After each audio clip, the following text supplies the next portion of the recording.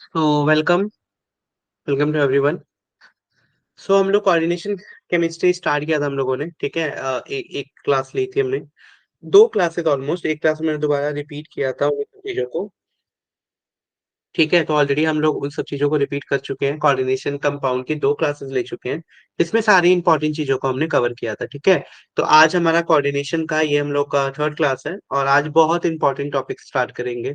तो ध्यान से समझना, कोई भी डाउट हो, कोई भी ऐसा टर्म हो जो समझ नहीं आए, तो उसको तुम लोग एक बार मेरे से दोबारा पूछ सकते हो, ठीक है। क्योंकि बहुत सारे बच्चे एब्सेंट थे पिछले क्लास में भी।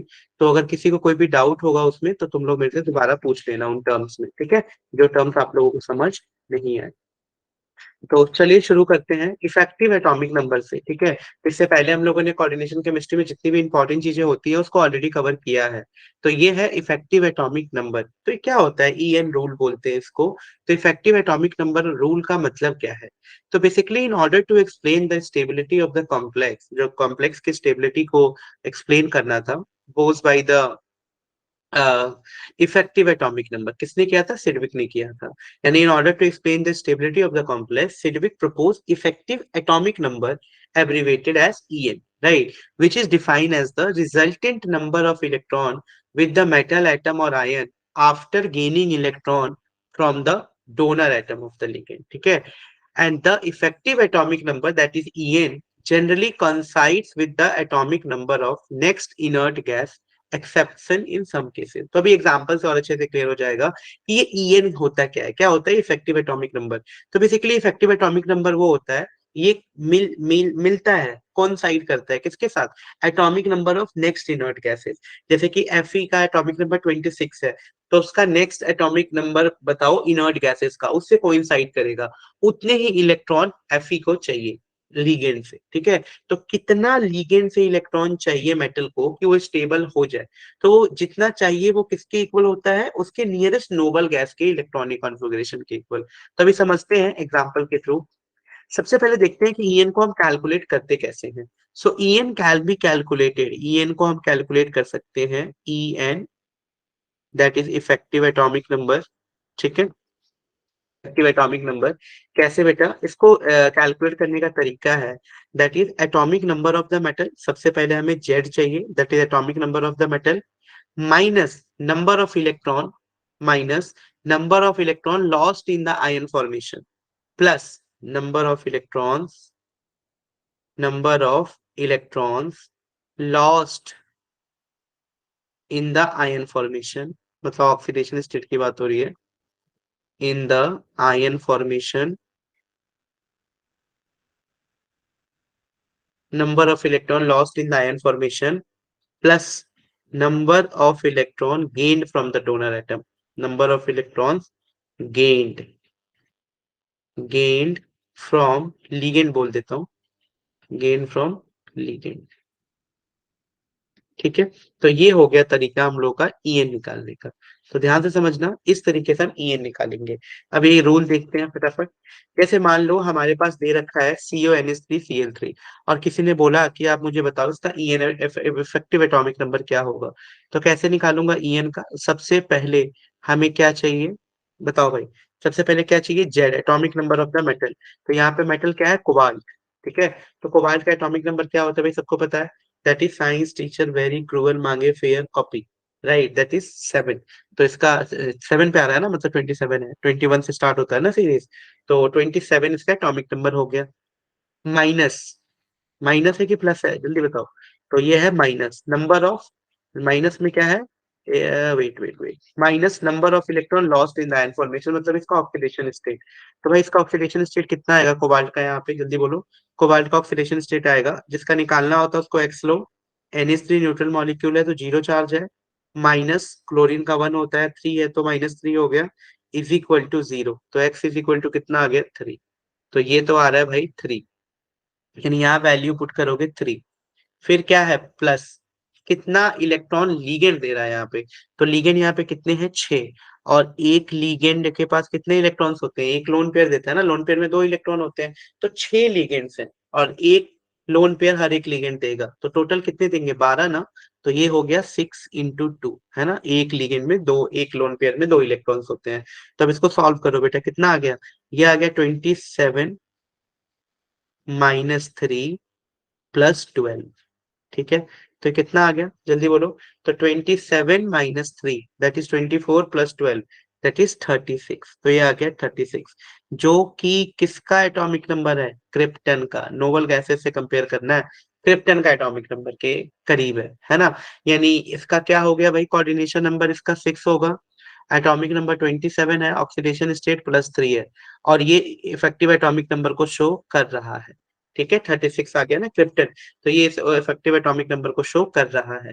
मान लो किसी का नहीं आया, जैसे इस केस में हो गया 35, अब ये नहीं आया ना, तो ये इफेक्टिव एटॉमिक नंबर के रूल को शो नहीं करेगा।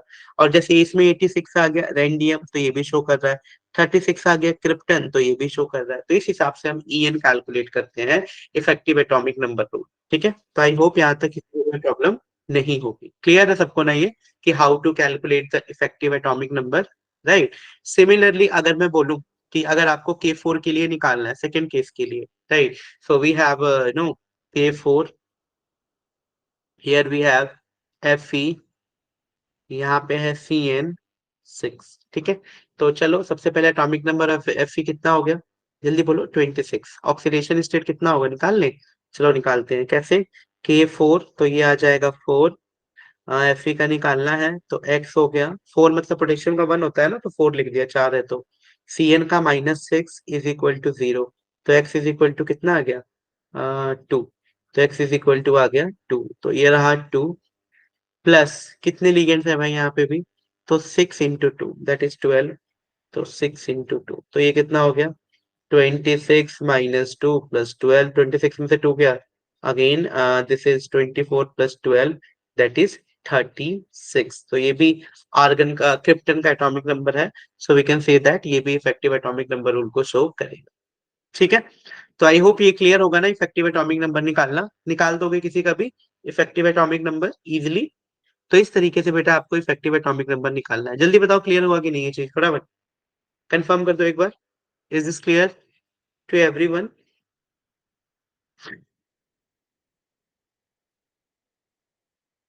डन, कोई दिक्कत नहीं है ना। तो इस तरीके से बेटा हम लोग ईएन निकाल सकते हैं, EN of the some species. ठीक है, चलो नेक्स्ट चलते हैं। अब हमारे पास कुछ थ्योरीज आई थी, ठीक है, हमारे पास कुछ थ्योरीज आई थी जो कॉम्प्लेक्स की स्टडी करने में हेल्प करती हैं इस पूरे में। तो 3 थ्योरी करेंगे, एक वार्नर थ्योरी पढ़ेंगे, उसके बाद से हम लोग पढ़ेंगे वीवीटी, उसके बाद हम लोग पढ़ने वाले हैं सीएफटी। तो टोटल 3 थ्योरी पढ़ने वाले हैं। एक पढ़ेंगे हम लोग वार्नर्स थ्योरी, फिर पढ़ेंगे हम लोग सीएफटी, उसके बाद पढ़ेंगे वीवीटी। ठीक है, सॉरी, पहले वार्नर्स फिर वीवीटी कर लेंगे, उसके बाद सीएफटी, क्योंकि सीएफटी जो है वो थोड़ा सा एडवांस वर्जन है। उसमें कुछ अच्छी चीजें हैं, जो लिमिटेशन जो है उसको दूर करता है वो, तो उसको भी हम लोग कवर करने वाले हैं। ठीक है, तो ये हमारा पूरा स्टडी का पैटर्न रहने वाला है इसमें। तो चलो स्टार्ट करते हैं सबसे पहले वार्नर्स थ्योरी से, कि वार्नर्स क्या कहता था। वार्नर की थ्योरी सबसे पुरानी थ्योरी थी बेटा। तो वार्नर ये कहता था, ध्यान से अगर आप समझो, कि Warner propose the theory called Warners coordination theory. ठीक है, वार्नर्स ने एक थ्योरी प्रपोज करी, जिसको किस नाम से जानते थे, Werner's coordination theory, for which he was awarded Nobel prize in 1913, जिसके लिए उसको एक नोबेल प्राइज भी मिला था। It was the first successful theory which explain the properties of complexes. तो ये पहली एक सक्सेसफुल थ्योरी थी जिसने कॉम्प्लेक्स की प्रॉपर्टीज को कुछ एक्सप्लेन किया था। तो कैसे किया था देखो।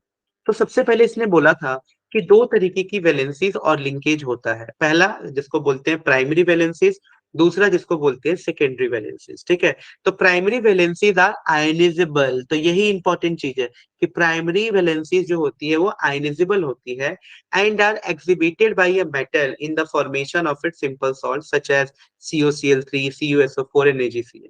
In this salt, the primary valency of cobalt, copper and Ag are 3, 2 and 1 respectively. Nowadays, ठीक है, nowadays primary valency refers to the oxidation state of the metal. ठीक है, जैसे COCl3 है, यहाँ पे ऑक्सीडेशन स्टेट क्या हुआ, 3 हुआ, कॉपर सल्फेट यहाँ पे क्या हुआ, +2, यहाँ पे क्या हुआ, +1। तो ये जो दिख रहा है 3, 2, 1, जिसको हम बोल रहा था वो प्राइमरी वैलेंसी, इन दिनों इसको ऑक्सीडेशन स्टेट बोलते हैं। यानी अगर तुमसे कोई ऐसे भी नॉर्मली पूछ ले कि जो वार्नर की प्राइमरी वैलेंसी है वो किसके बारे में बात करती है, तो ऑक्सीडेशन नंबर के बारे में बात करती है। सिमिलरली जो सेकेंडरी वैलेंसी है वो कोऑर्डिनेशन नंबर के बारे में बात करेगी। तो ये मोटा मोटी याद रखना है, और ये आयनाइजेबल होंगे। Secondary valencies are non-ionizable. ये क्या होते हैं? Non-ionizable and are exhibited by the metal in the formation of its complex such as CuNH3, CuNH3 this. ठीक. So in this complexes, the secondary valency of cobalt +3, copper +2 and Ag are 6, 4 and 2. कैसे भाई? यहाँ पे देखो 6 है, यहाँ कितने number of ammonia है? 6। यहाँ पे कितने नंबर अमोनिया है? 4। यहाँ पे कितने? 2। तो ये कोऑर्डिनेशन नंबर को बताता है। यानी इन दिनों the secondary valency is also referred to as a coordination number of the metal. ठीक है। अब इस तरीके से ये पूरी इसकी कहानी आती है। अब जैसे मान लो वार्नर ने कॉम्प्लेक्स दिया और फिर उसको मॉडर्न नोटेशन में कैसे लिखा गया और उसका आयोनाइजेशन करके क्या मिला, उसमें सेकेंडरी वैलेंसी प्राइमरी वैलेंसी क्या क्या है सबको समझते हैं। ठीक है। तो वार्नर ने एक कॉम्प्लेक्स ये मिला, जैसे मान लो COCl3 है .6NH3। ठीक है, मान लो इस तरीके का कोई कॉम्प्लेक्स है। आपको पेपर में भी ऐसे कॉम्प्लेक्स दे देगा और बोलेगा इसका आप IUPAC नेमिंग वेमिंग सब कुछ लिख के दिखाओ। तो कैसे करोगे आप पूरा मैं समझाता हूँ। देखो, तो इसको लिखने का तरीका कुछ इस तरीके से है बेटा, कि सबसे पहले आप लिखोगे कोऑर्डिनेशन कॉम्प्लेक्स बनाओगे। ये हो गया आपका CO। ठीक है। 6NH3 है ना, तो NH3। ठीक है, 6। और यहाँ पे आ गया आपका Cl3। क्या आ गया? Cl3। इसका मतलब क्या हो गया भाई, ध्यान से समझना कि ये जो है 6 लिगेंड का काम कर रहे हैं। ये प्राइमरी वैलेंसी सेकेंडरी वैलेंसी कैसे समझोगे, तो secondary valency satisfied by NH3, यानी कोऑर्डिनेशन नंबर का काम कौन कर रहा है यहाँ पे? NH3। तो ये सेकेंडरी वैलेंसी के बारे में बात कर रहा है। और ये किसके बारे में क्लोरीन करेगा? Primary valency. ठीक है, यानी primary valency satisfied by the 3 chlorine item. Done, समझ गए? अब देखो, मान लो अगर आपके पास ये क्वेश्चन आता है, मान लो किसी ने ऐसे दे दिया, सिंपल मैं क्वेश्चन के तौर पे समझा रहा हूँ। आपको किसी ने ऐसे कॉम्प्लेक्स दे दिया, अब ऐसा बन गया तो आप सब कुछ कर सकते हो, अब इजी हो गया टास्क। बट अगर आपने किसी को ऐसा सिर्फ इतना दिया है और बोला ऐसा कैसे बनाओगे, तो उसके लिए कंडीशन देगा कि ये रिएक्ट करके 2 मोल ऑफ AgCl बना रहा है। रिएक्ट करने के बाद क्या बना रहा है? ये 2 मोल ऑफ AgCl। यार अगर 2 मोल ऑफ AgCl बन रहा है, अगर ये AgNO3 के साथ रिएक्शन कर रहा है, किसके साथ? AgNO3 के साथ। तो अगर ये AgNO3 के साथ रिएक्शन कर रहा है तो 2 मोल AgCl का बन रहा है। इस बात का क्या मतलब है बताओ? 2 मोल AgCl का मतलब क्या है कि डेफिनेटली दो ही क्लोरीन है जो आयनिजेबल है, जो टूट सकते हैं। इसका मतलब इसका स्ट्रक्चर अब कैसे हो जाएगा? इसको आप ऐसे लिखोगे क्या? कोबाल्ट, ये NH3 कितना हो गया? 5 हो गया। एक क्लोरीन अंदर आ गया, बाहर सिर्फ 2 क्लोरीन। बाहर क्या है? सिर्फ 2 क्लोरीन। समझ गए बात? तो बाहर 2 क्लोरीन हो गया और क्या हो गया? एक NH3। NH3 समझ गए? तो इस तरीके से, यानी NH3 5 टाइम्स हो गया यहाँ पे, और क्लोरीन जो है वो हो गया एक 3 टाइम्स टोटल। तो NH3 हमारा यहाँ पे 5 टाइम्स हो गया। बात समझ रहे हो चीज को? तो कॉम्प्लेक्स के अंदर सिर्फ ये चीज हो, यानी 2 ही Cl2 है बाहर, इसीलिए 2 AgCl बन रहा है। मान लो अगर बोलता हूँ कि 3 AgCl बन रहा है, तो ये वाला फॉर्मूला सही था फिर, क्योंकि 3 क्लोरीन बाहर है। जो बाहर वाला पार्ट है वही आयनिजेबल है, क्योंकि हमने बताया है कि primary valencies are ionizable, secondary valencies are non ionizable, है ना? तो ये चीज याद रखना है आपको, कि जब भी ऐसे कोई क्वेश्चन पूछे तो इस तरीके से आपको ये चीज बतानी है कैसे भी। ठीक है ना? समझ आ गया? अच्छा, वेरी गुड। तो इस तरीके से आप बता सकते हो जब भी वार्नर्स थ्योरी की बात होगी। ठीक है, कि किसको बाहर रखना है, किसको अंदर रखना है, कॉम्प्लेक्स में किसको रखना है, किसको बाहर रखना है। नाउ, अब हमारे पास दो इंपॉर्टेंट थ्योरीज आती है। एक को बोलते हैं valence bond theory, VBT, valence bond approach. दूसरा होता है CFT, that is crystal field theory. तो इन्हीं को डिटेल में पढ़ने वाले हैं। तो पहले VBT को पढ़ते हैं, कुछ इसके एग्जांपल्स करते हैं, उसके बाद हम लोग चलते हैं फिर अपने CFT पे। तो देखो, वैलेंस बॉन्ड अप्रोच क्या है? So basically the main assumption of valence bond approach are, क्या क्या अजम्पशंस थी? मेन अजम्पशन बताओ वैलेंस बॉन्ड अप्रोच की। तो वैलेंस बॉन्ड अप्रोच में जो मेटल और लिगेंड का बॉन्ड है, ये रहा मेटल और ये रहा लिगेंड, इसके बॉन्ड की तो बात हो रही है। तो कैसे कैसे बॉन्ड बनता है, उसको किस तरीके से डिफाइन किया गया है वीवीटी में, उसको देखते हैं। सबसे पहला है बेटा, the ions of the transition element have some incompletely filled d orbital. यानी जो आयंस होते हैं ऑफ द ट्रांजिशन एलिमेंट, जो भी ट्रांजिशन एलिमेंट का आयन यूज कर रहे हो, मतलब मेटल यूज कर रहे हो, they have some incompletely filled d orbital. Some or all the electrons in the incompletely filled d orbital are unpaired. यानी क्या हो रहा है कि ज्यादातर जो डी ब्लॉक के एलिमेंट्स हैं, मेटल्स हैं, उनके अनपेयर्ड इलेक्ट्रॉन खाली है। ठीक है, या तो अनपेयर्ड इलेक्ट्रॉन है या पूरा ऑर्बिटल खाली है। ठीक है, ऐसे है। या फिर हो कि कुछ इस तरीके से भी कंपाउंड बन रहा है, 1 2 3 4 5, हाँ, कुछ इस तरीके से भी है। ठीक है, दो दो ऑर्बिटल खाली भी है। तो इस तरीके की कहानी है ना। यानी सम और all the electrons in the incomplete filled orbital are unpaired. Now, it was suggested that sometimes the unpaired, that is n minus 1 d electrons, couple as fully as possible prior to the bond formation. ठीक है, मतलब sometime क्या suggest हुआ, it was suggested that sometimes the unpaired, that is n minus 1 d electrons, couple as fully as possible prior to the bond formation, कि पहले ही वो double हो जाते हैं, डबल होते हैं, पेयर्ड होते हैं, बिना बॉन्ड बने ही. In this process, some n minus 1 d orbital become vacant. Now, the central matter atom does make available a number of empty orbital equal to its coordination number for the formation of coordinate. क्या कह रहा है कि भाई मान लो 6 ligands आ गए वहां पे डोनेट करने के लिए, तो भाई 6 लिगेंड्स इलेक्ट्रॉन देने तो आए हैं, पर उस डी के पास खाली ऑर्बिटल भी तो होना चाहिए जिसमें इलेक्ट्रॉन को ले सके। अगर उसके पास खाली ऑर्बिटल ही नहीं है तो इलेक्ट्रॉन्स को कहाँ लेगा, कहाँ रखेगा, है ना। तो वही बात हो रही है कि जो सेंट्रल मेटल एटम है दस make available a number of empty orbital equal to its coordination number for the formation of coordinate bond with the suitable ligand orbital, है ना। चलो, नेक्स्ट कह रहा है, since the energy of n minus 1 d orbital is only slightly less than the s and p orbital of the nth orbit, these vacant orbital mix together to form a new equivalent orbital called hybrid orbital. मतलब इसमें सभी ऑर्बिटलों का hybridisation होता है। अब देखो, ऐसा नहीं कि कोई इलेक्ट्रॉन लेके सिर्फ आया तो वो इलेक्ट्रॉन को ले रहा है। भाई अगर मान लो तुमसे मैंने बोला कि चलो कोई आपको कुछ सामान दे रहा है, किसी चीज में लेना है, तो आप ऐसे करोगे तभी मिलेगा ना। अगर आप हाथ को ऐसे कर लो तो चीज कहाँ मिलेगी। यानी ऑर्बिटल का ओरिएंटेशन, डायरेक्शन भी उसी डायरेक्शन में होना चाहिए जिधर से लिगेंड आ रहा है। यानी सबकी हाइब्रिडाइजेशन होना जरूरी है। ठीक है, एक नया बनाएंगे shape. Each ligand has least one lone pair of electron, electron देने आ रहा है तो कम से कम एक लोन पेयर ऑफ इलेक्ट्रॉन तो होना ही चाहिए। The hybrid orbital formed take part in the formation of hybrid bond with the ligand by the overlapping. यानी ये कह रहा है कि जो मेटल और लिगेंड का बॉन्ड बनता है वो किसके द्वारा बनता है, ओवरलैपिंग के द्वारा बनता है। मतलब मेटल और लिगेंड का बॉन्ड जो बनता है उसमें ओवरलैपिंग होती है। ठीक है, now the bond formation takes place by accepting the lone pair of electrons by the hybrid orbital of the metal form the ligands. Especially the orbital that would be used for the metal ion of the first series are 3 2 3d 1 4s and 3 4p orbitals. यानी हम क्या क्या use कर सकते हैं, दो तो 3d orbitals के ऑर्बिटल यूज कर सकते हैं। ठीक है, तो ये d2 हो गया, एक 4s के और 3 इसके, यानी d2sp3। तो इस तरीके से हम ऑक्टाहेड्रल के लिए यूज कर सकते हैं। ठीक है, यानी दो डी के यूज करने हैं।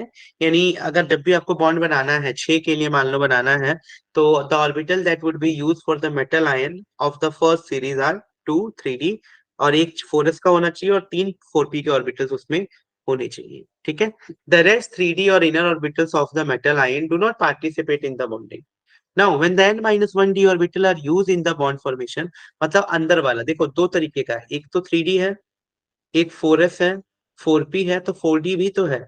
तो अगर ये 3d वाला इलेक्ट्रॉन यूज होता है, when n minus 1 d orbital are use in the bond formation, the complex formed is called inner orbital complex. उसको क्या बोलोगे, इनर ऑर्बिटल।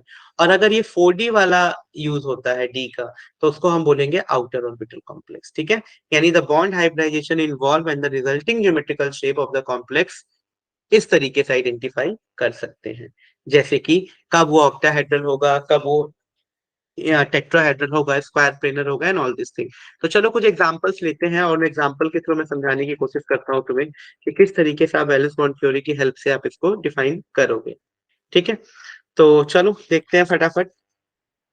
तो मैं बोलता हूँ कि कोऑर्डिनेशन नंबर 6 वाला ही एग्जांपल ले लेते हैं हम लोग। ठीक है, हम लोग कोऑर्डिनेशन नंबर 6 का एग्जांपल से शुरू करते हैं सीधा।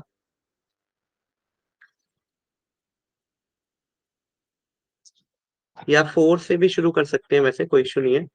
फोर से भी शुरू कर सकते हैं कि फोर के कुछ एग्जाम्पल्स क्या क्या आ रहे हैं हमारे पास, ठीक है। तो अगर मैं बोलूं सबसे पहले आपके पास, मान लो किसी ने दिया है आपको NI, एग्जाम्पल्स हैं भाई ये, ठीक है, ध्यान से समझना क्या क्या चीजें बताएंगे हम लोग। मान लो किसी ने आपको दिया NiCl4 और यहाँ पे -2 है, ठीक है, इतना दे दिया और बोला कि आपको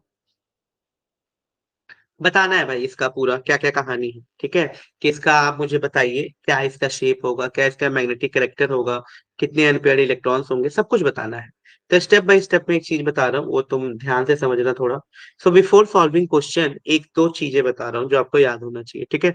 तो कुछ ट्रिक लिखवा रहा हूँ, इस ट्रिक को फॉलो करना, ठीक है। You have to follow this trick. क्या है वो ट्रिक भाई, जल्दी देखो।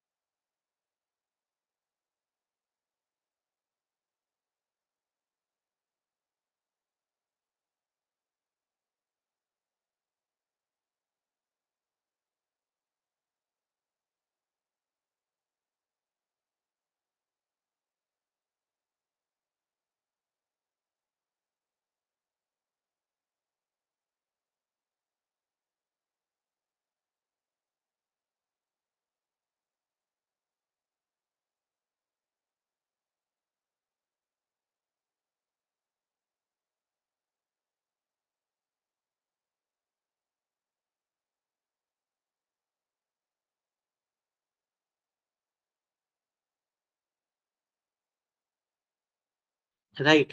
So, for example, if you consider NiCl4, huh? So, before the calculation of magnetic character and all this thing, you need to remember one small trick, right? So, trick क्या है, उस trick को याद रखो। वो trick लिखता हूँ मैं फटाफट। सबसे पहले आप याद होना चाहिए पूरा। गुड इवनिंग बेटा, गुड इवनिंग। सो देखो हम लोग वीवीटी थ्योरी है ना, उसके ऊपर क्वेश्चंस कर रहे हैं। तो अभी लेट ज्वाइन किया हो तो मैं थोड़ा सा बता दूं तुम्हें।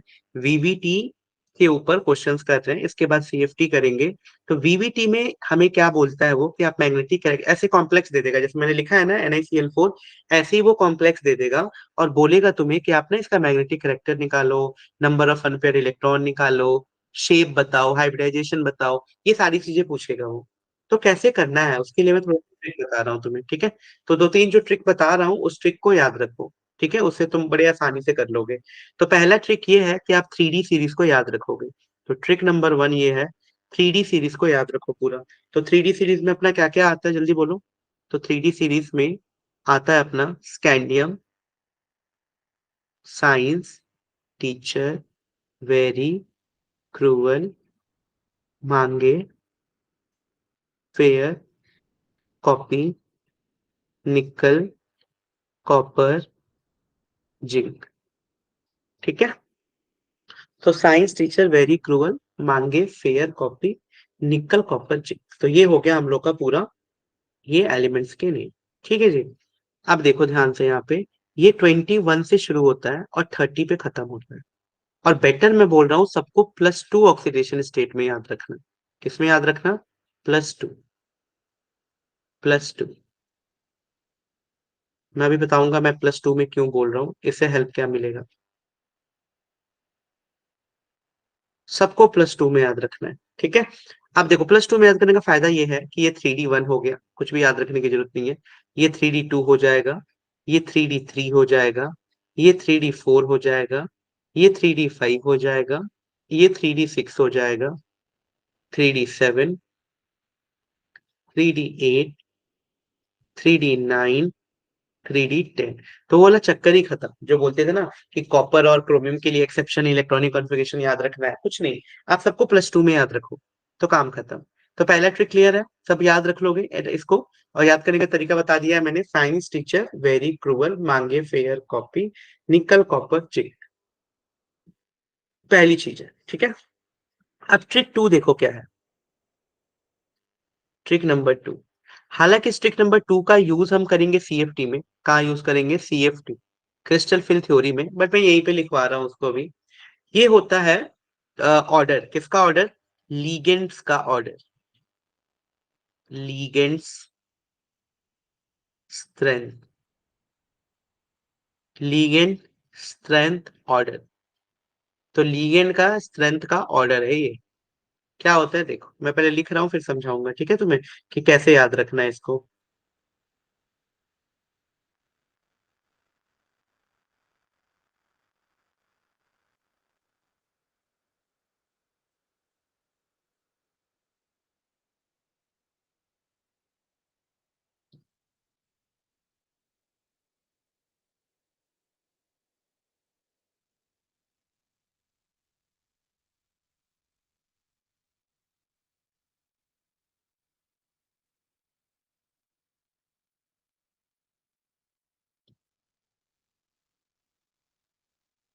ये ऑर्डर है भाई, इसको बोलते हैं स्पेक्ट्रोकेमिकल सीरीज। क्या बोलते हैं? Spectrochemical series.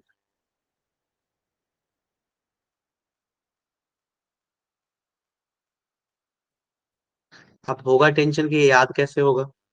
तो देखो याद करने का तरीका है, एक ट्रिक बता रहा हूँ आप लोगों को, उस ट्रिक को याद रखना। क्या है ट्रिक याद करने का जिसको? तो याद करने का ट्रिक है, देखो, आई बर्बादी, आई बर्बादी, बर्बादी, आई बर्बादी, सनी, सनी क्लास से फरार, सनी क्लास से फरार, ठीक है। याद करने का तरीका देखो, आई से आयोडीन हो गया, आई बर्बादी सनी क्लास से फरार, ओ एच से याद फिर, ओ, ओ ऑक्सिलेटो, ऑक्सिलेटो, ऑक्सिलेटो बोलते C2O4 को। तो ओ ऑक्सिलेटो पानी सुनो, ओ ऑक्सिलेटो पानी सुनो, EDTA and ammonia, EDTA and ammonia in Canada, Canada and Colombo, Colombo, ठीक है। इस तरीके से सीरीज को याद कर लेना। देखो कैसे, कोई बोलेगा नहीं सीरीज लिखो, बस सीरीज से ये ध्यान रहेगा कि स्ट्रॉन्ग लिगेंड कौन सा है। जैसे सबसे स्ट्रॉन्ग लिगेंड है कोबाल्ट, और सबसे वीक लिगेंड है आयोडीन। तो ये वीक और स्ट्रॉन्ग का पता लगेगा, जिसका हम सीएफटी में बहुत यूज करने वाले हैं। यहाँ भी वीवीटी में थोड़ा सा यूज कर लेंगे, इसीलिए अभी लिखवा दिया। तो याद करने का तरीका देखो क्या है, सबसे पहले फिर से, आई बर्बादी, आई बर्बादी सनी क्लास से फरार। तो यहाँ तक तो पता लग गया, आयोडीन है, ब्रोमीन है, आई बर्बादी एससीएन है, सनी क्लास मतलब क्लोरीन, से मतलब सल्फर, फरार मतलब फ्लूरिन। फिर ओ एच से, ओ ऑक्सिलेटो पानी सुनो, ऑक्सिलेटो बोलते C2O4 को, और H2O मतलब पानी सुनो, EDTA ammonia in Canada and Colombo. तो ईडीटी और अमोनिया कहाँ है? कनाडा और कोलंबो में। तो सबसे स्ट्रॉन्गेस्ट जो लिगेंड है वो है CO, ठीक है, कैनेडा एंड कोबाल्ट। और मतलब लीगेंड है ये, कोबाल्ट नहीं बेटा, सॉरी, बार बार मैं कोबाल्ट बोल रहा हूँ। कार्बोनिल ग्रुप है ये, CO, carbonyl group, Canada and cobalt, ठीक है। तो फिर से कोबाल्ट बोला, ये है कार्बोनिल ग्रुप, याद रखना। कोबाल्ट तो मेटल हो गया हमारा, वो तो सेंट्रल मेटल की तरह यूज होगा।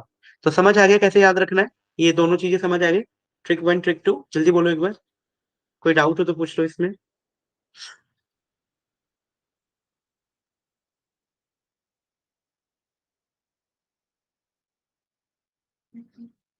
क्लियर है?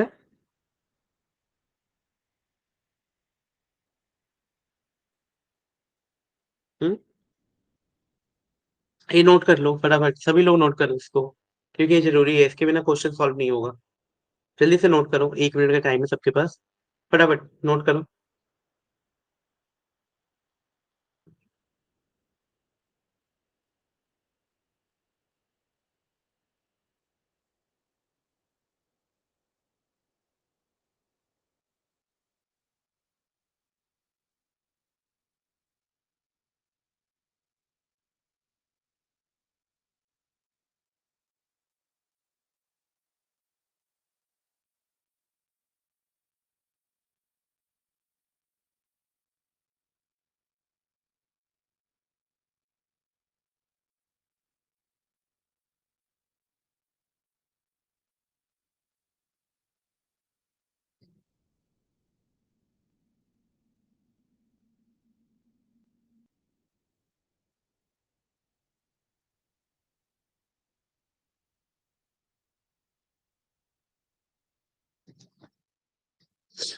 डन।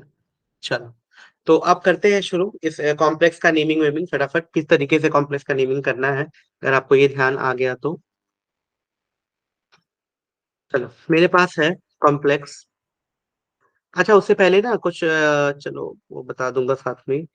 क्वेश्चन है NiCl4 -2 का चार्ज है, सभी चीज निकालनी। ठीक है, कैसे कैसे निकालोगे, देखो। सबसे पहला स्टेप होगा स्टेप नंबर 1। स्टेप नंबर 1 में क्या करना, find find the oxidation number, या फाइंड द ऑक्सीडेशन स्टेट।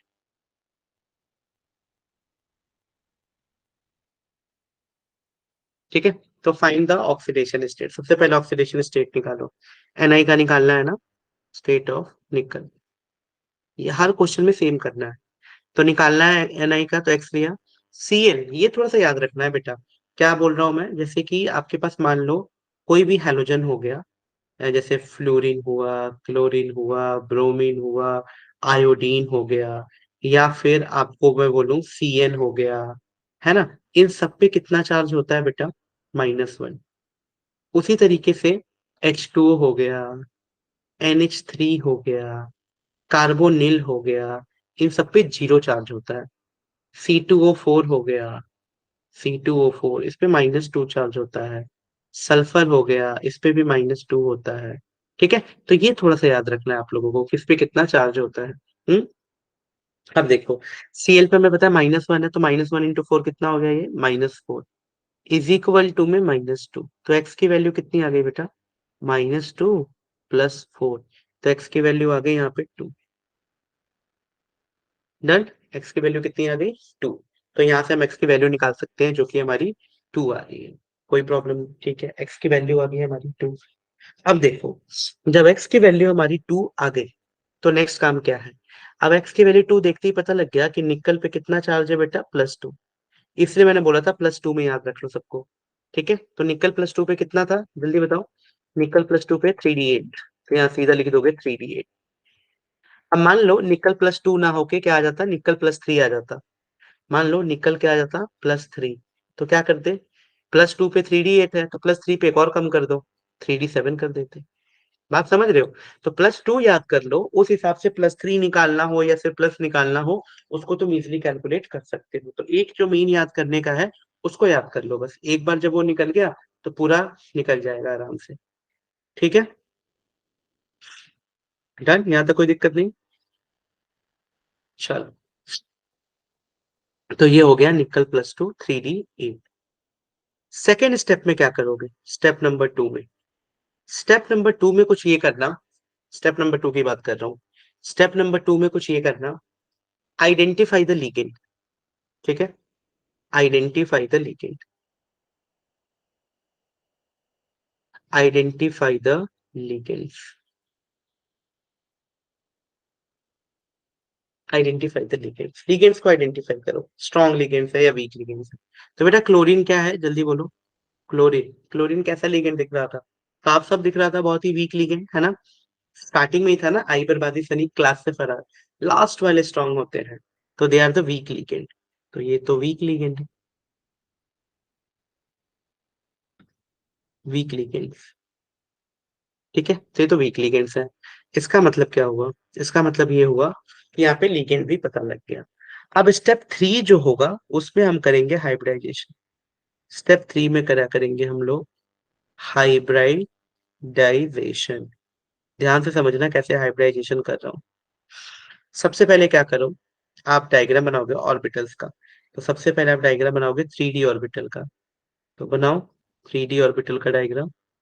एक, दो, तीन, चार, बन गया। तो ये बन गया 3D। फिर एक बना दो 4S का। फिर बनाओ 4P का। और फिर बना दो 4D का।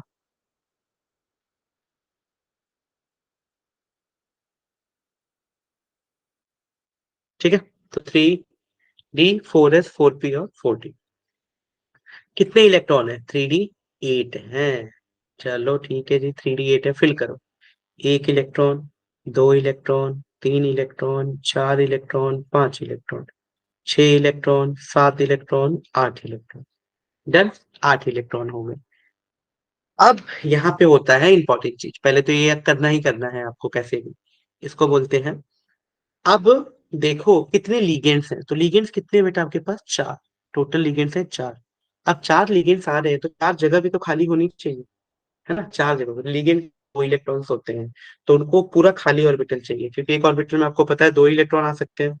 तो उनको खाली जगह चाहिए होता है। अब देखो होता क्या, अगर ये स्ट्रॉन्ग लिगेंड्स होता, मैं यहीं पे समझा रहा हूँ, अगर ये स्ट्रॉन्ग लिगेंड्स होता तो ये ना पेयरिंग कर लेते आपस में। ये वन इलेक्ट्रॉन जो दिख रहा है ये आपस में पेयरिंग कर लेता, और पेयरिंग करके क्या बना देता, दो दो इलेक्ट्रॉन के जोड़े बन जाते और ये वाला एक ऑर्बिटल खाली हो जाता। तो हम यहाँ से लिगेंड्स को फिल करना शुरू करते हैं। क्योंकि ये वीक लिगेंड है तो इस पे कोई फर्क नहीं पड़ेगा, ठीक है। तो क्या होगा, चार लिगेंड रखने हैं, एक लिगेंड यहाँ दो, एक यहाँ, एक यहाँ, एक यहाँ। तो आपने कहाँ कहाँ रखे हैं बेटा, जल्दी से बताओ। एक एस में रखे और तीन पी में रखे, तो हाइब्रिडाइजेशन क्या आ गई? sp3। तो इस तरीके से आप इसके हाइब्रिडाइजेशन निकालोगे। तो हाइब्रिडाइजेशन हम लोगों ने निकाल लिया, तो हाइब्रिडाइजेशन क्या आ गया है? sp3। क्लियर है सबको? Hybridisation sp3। अब ये पैरामैग्नेटिक है डायमैग्नेटिक है? सबसे पहले मैं लिखता हूँ हाइब्रिडाइजेशन। तो कितना आया हाइब्रिडाइजेशन? हाइब्रिडाइजेशन निकल के आ गया sp3। sp3 का मतलब ये टेट्राहेड्रल है, टेट्राहेड्रल। देन अब दूसरी चीज बताओ। ये हो गया हाइब्रिडाइजेशन, जिससे पता लगा कि sp3 आ गया। अब इसका बताओ मैग्नेटिक करेक्टर। तो मैग्नेटिक करेक्टर बताओ भाई जल्दी से। अगर मैं बोलूं मैग्नेटिक करेक्टर बताओ, तो मैग्नेटिक करेक्टर में डाया है कि पैरा है? तो ऑब्वियसली पैरा मैग्नेटिक है। पैरा मैग्नेटिक क्यों? पैरा मैग्नेटिक क्योंकि दो अनपेयर्ड इलेक्ट्रॉन, दो अनपेयर्ड इलेक्ट्रॉन है, इनकी वैल्यू टू है ना। कैसे पता लगा? यहाँ पे देखो ये दो अनपेयर्ड इलेक्ट्रॉन है, तो इससे पता लग रहा है। कितना है magnetic moment? Magnetic moment calculate करो, म्यू। तो वो आता है √n n+2। ठीक है, bm इसका यूनिट होता है। तो कितना आ गया? √n n+2, यानी two, two plus two, two two the four, four two the eight, √8। लगभग कितना आएगा? √93 होता है। तो 2.90 bm अप्रोक्सीमेटली। ठीक है, तो इस तरीके से आपको सब निकालना है।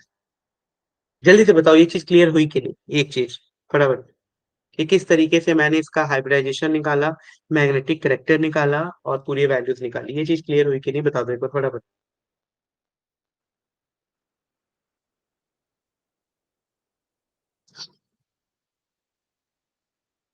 जल्दी से क्लियर करो बेटा।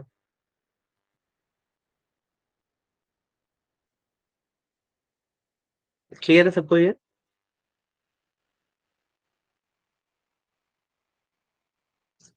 चलो, इसी तरीके से मान लो अगर आपको किसी ने अब एग्जाम्पल दे दिया NiCN4 का,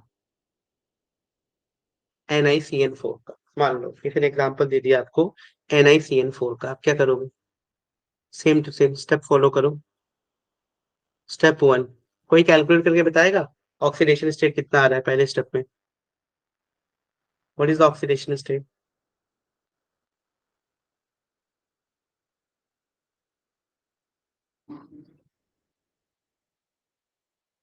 कोई भी तुम लोगों में से जो ऑक्सीडेशन स्टेट निकाल के दिखा सके इसका, बताओ।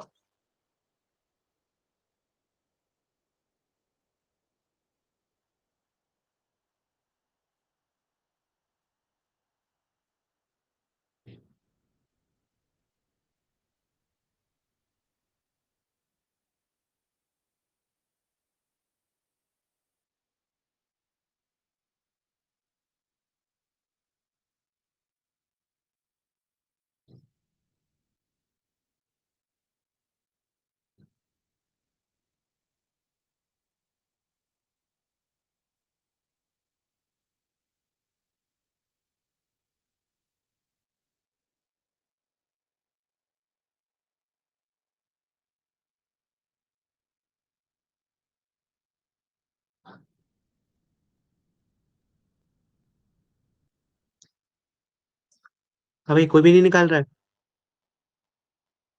किसी को समझ नहीं आया कि कैसे निकालोगे ऑक्सीडेशन स्टेट? देखो भाई, मैं बताता हूँ। सबसे पहला काम क्या करोगे, अगर आपको इसका ऑक्सीडेशन स्टेट निकालना है तो फाइंड ऑक्सीडेशन स्टेट, है ना। तो सबसे पहले इसको एक्स लिया, निकल को। अगेन NaCN4 है ना, -2 भी है, ठीक है। देखो, तो सबसे पहले NaCN4 हुआ, ये एक्स हुआ। Cn पे कितना चार्ज बताया था, -1 इंटू फोर, -4 = -2। तो एक्स की वैल्यू कितनी आ गई, 2। इसकी वैल्यू कितनी आ गई है, 2 आ गई है। यानी डेफिनेटली Ni पे यहाँ पे +2 का चार्ज है। +2 मतलब अगेन ये 3D क्या हो गया, 8। क्या हो गया, 3D 8 हो गया। चलो बहुत बढ़िया। Step 2, identify the ligand. तो लीगेंड क्या है यहाँ पे, स्ट्रॉन्ग। लीगेंड क्या है, स्ट्रॉन्ग। तो यहाँ पे प्रेजेंट है हमारा स्ट्रॉन्ग लीगेंड। तो ligand is very much strong, ठीक है। Cn है ना, बताया था कि कनाडा एंड कोलंबो लास्ट में आ रहा है एकदम, कनाडा कोलंबो। बेसिकली जो अमोनिया के बाद के लिगेंड्स होते हैं, या अमोनिया ना, वो बेसिकली स्ट्रॉन्ग लिगेंड्स होते हैं। उससे पहले वाले वीक के कैटेगरी में आते हैं। तो Cn is a strong ligand, ठीक है। अब देखो क्या होगा स्टेप नंबर 3 में, जब हम इसका हाइब्रिडाइजेशन निकालेंगे। तो ये गए हम इसका हाइब्रिडाइजेशन निकालने। हाइब्रिडाइजेशन कैसे निकलेगा बताओ। तो सबसे पहले मैं वही ऑर्बिटल डायग्राम बनाता हूँ। तो सबसे पहले डी का बना रहा हूँ, ग्राउंड स्टेट मतलब एक ऑर्बिटल, 2 3 4 5। फिर ये बन गया, फिर ये बना, डन। तो ये 3D बना, ये 4s बना, ये 4p बना। चाहो तो 4D भी बना लो, तुम्हारे ऊपर। अब 3D में देखो 8 इलेक्ट्रॉन्स है। 1 2 3 4 5 6 7 8। क्योंकि ये जो लिगेंड है वो स्ट्रांग है तो रिपल्शन देगा। तो यहाँ पे पेयरिंग हो जाएगी। ये वाले इलेक्ट्रॉन आपस में क्या कर लेंगे, पेयर कर लेंगे। यानी एक्साइटेड स्टेट में क्या होगा कि ये जो इलेक्ट्रॉन्स हैं वो आपस में पेयरिंग करते हुए दिखाई देंगे। यानी अब डायग्राम कैसा दिखेगा, कुछ बनाओ जल्दी। अब कुछ इस तरीके से दिखेगा कि ये 1 इलेक्ट्रॉन, 2 इलेक्ट्रॉन, 3 इलेक्ट्रॉन, है ना, 4, और ये 5 जो था, फिर ये डबल हो गया था, 6 7, है ना। इस तरीके से डबल डबल इलेक्ट्रॉन हो गए, मतलब 8 इलेक्ट्रॉन्स यहाँ पे आ गए, पेयरिंग हो गई इस वाले इलेक्ट्रॉन्स की बेसिकली।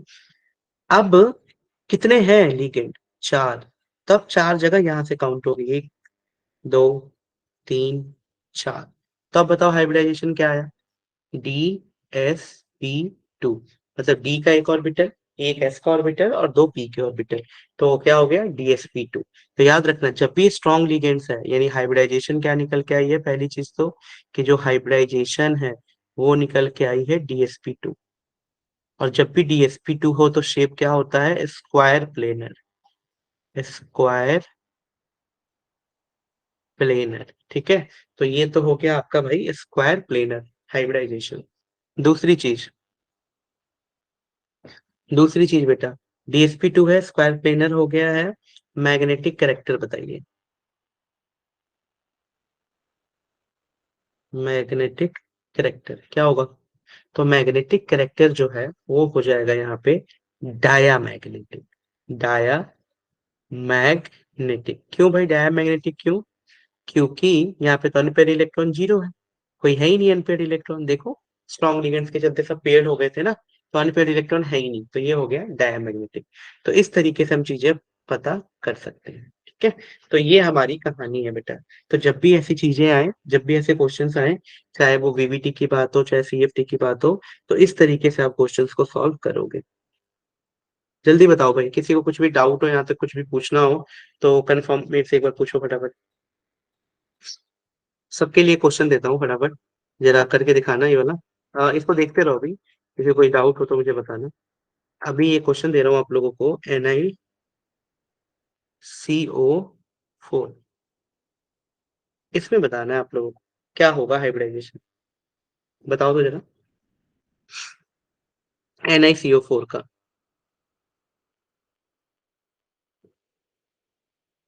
क्या होगा, इसका हाइब्रिडाइजेशन, मैग्नेटिक कैरेक्टर, हाइब्रिडाइजेशन, ये सब चीजें बताओ, ये बताना है।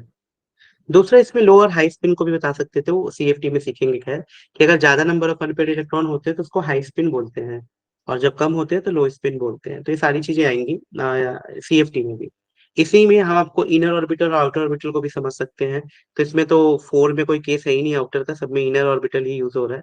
सो इसको हम बोलेंगे इनर ऑर्बिटल कॉम्प्लेक्स, क्योंकि अंदर वाला डी यूज हुआ है ना, तो इनर ऑर्बिटल। वही बाहर वाला अगर डी यूज होगा तो उसको आउटर ऑर्बिटल कॉम्प्लेक्स बोलेंगे। तो उसको भी पढ़ेंगे अभी सीएफटी का जब केस आएगा तब। अभी मुझे जल्दी से नहीं SO4 का बताओ कोई, क्या आएगा हाइब्रिडाइजेशन।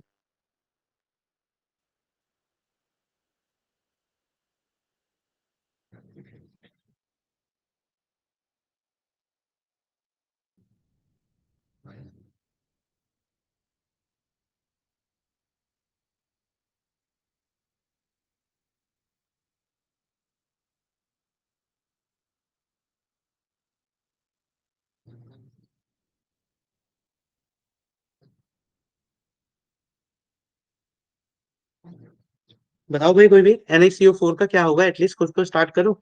ऑक्सीडेशन स्टेट बताओ, ये बताओ। चलो मैं तुम लोगों को कुछ क्वेश्चन देता हूँ जो तुम्हें ट्राई करने हैं घर से, और जिसको नहीं आएगा वो मेरे से कल पूछना कि क्या डाउट आया है भाई, क्यों नहीं समझ आया तुम लोगों को इससे, ठीक है। तो डाउट्स आप लोगों को पूछने हैं। तो ये हो गया आपका पूरा, NaCO4 का बताना है आपको। और इसी तरीके से अगर मान लो कोई 6 का केस आ जाता है, ठीक है, कोई 6 का केस आ जाता है, तब आप कैसे बताओगे, उसके बारे में भी बात कर लेते हैं, ठीक है। कि ऑक्टाहेड्रल का केस बन जाएगा वो 6 वाला, तो उसको भी इसी तरीके से करना है, पर फिर भी आप लोग एक बार ट्राई करना खुद। नहीं आता है देन मैं आपको एक्सप्लेन करूंगा, वैसे 6 वाला तो एक्सप्लेन करूंगा ही मैं कल, लेकिन आप लोग फिर भी इसको थोड़ा कर सकते हो, ठीक है। मान लो किसी ने दे दिया FeCN6, ये दे दिया -4, तो क्या होगा। तो एक बार ट्राई करना कितने लोगों से निकल रहा है कितने लोगों से नहीं। जिनसे नहीं सॉल्व होगा उसको हम लोग कल की क्लास में डिस्कस कर लेंगे, ठीक है। तो अगर किसी को डाउट हो तो कुछ पूछ लो, अदरवाइज फिर आज की क्लास को हम यहीं पे एंड करेंगे। जल्दी पूछो किसी को कुछ भी डाउट हो अभी तक के लिए।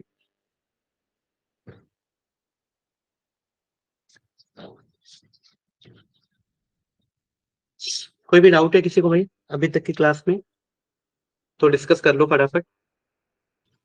नो। चलो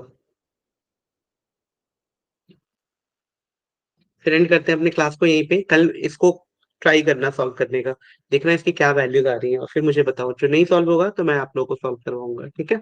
चलो टिल टेक केयर।